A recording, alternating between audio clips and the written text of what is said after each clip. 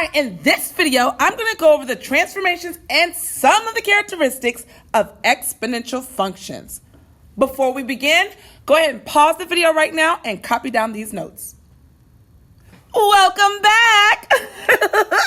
Alright, looking at this first example, it says f of x equals 2 times 3 to the power of x minus 4 plus 3. So since the 2 in the front is greater than 1, it's going to stretch by a factor of 2. It's going to go to the right 4 because in the exponent it says x minus 4. And it's going to go up 3 because at the end it says plus 3. Look at the second example. F of x equals negative 1/2 times 3 to the power of x minus 2. Since there's a negative sign in front, it's going to have a reflection of the x-axis.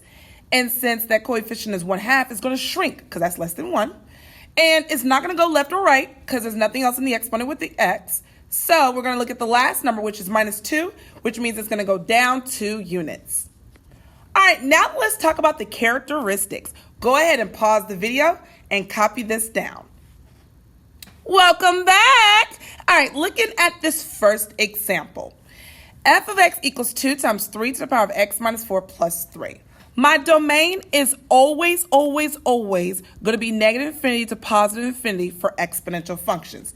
Now the range, I know you copied down in your notes a cheer. How does the cheer go? It goes starting from the bottom to the top. That's where it starts and where it stops. Starting from the bottom to the top, that's where it starts and where it stops. Let me show you an example. I graphed the function f of x equals 2 times 3 to the power of x minus 4 plus 3. When I graphed it in decimals, this is what I got.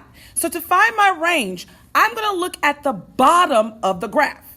Well, if you see down here, there's nothing that pertains to the actual graph of the function, which is in red. So technically, my bottom is right here. And the top of it, of course, is up here. But you know that this indicates it keeps going and going and going and going. So since the bottom of my graph in this particular example is the asymptote, and my asymptote goes through the number 3, the bottom of my graph is at where y equals 3. And the top of my graph, like I said, that arrow keeps going. And since it's going to keep going up, it's going to go to infinity. So pertaining to the cheer that says starting from the bottom to the top, that's where it starts and where it stops. The bottom is 3 and the top is infinity.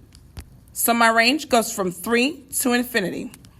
And just like what we saw in the graph and also in the equation, your horizontal asymptote is always going to be whatever your k is. And so therefore, it's going to be 3. Sorry. All right, looking at the next example. It says f of x equals negative 1/2 times 3 to the power of x plus 2. My domain is always going to be negative infinity to positive infinity.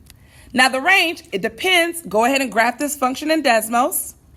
All right, looking at this graph. Remember, the cheer says starting from the bottom to the top, that's where it starts and where it stops. So the bottom of my graph in this case is going to be this arrow that keeps going down, all the way to negative infinity. Oh, yeah, let me write down bottom over here. Now the top part of this graph stops at the asymptote because there's nothing else above it. And my asymptote is at 2. So when I say starting from the bottom to the top, that's where it starts and where it stops. The bottom is negative infinity. My top is 2. So my range is going to go from negative infinity to 2. And my horizontal asymptote is whatever my k is, which in this case is 2. And that's it.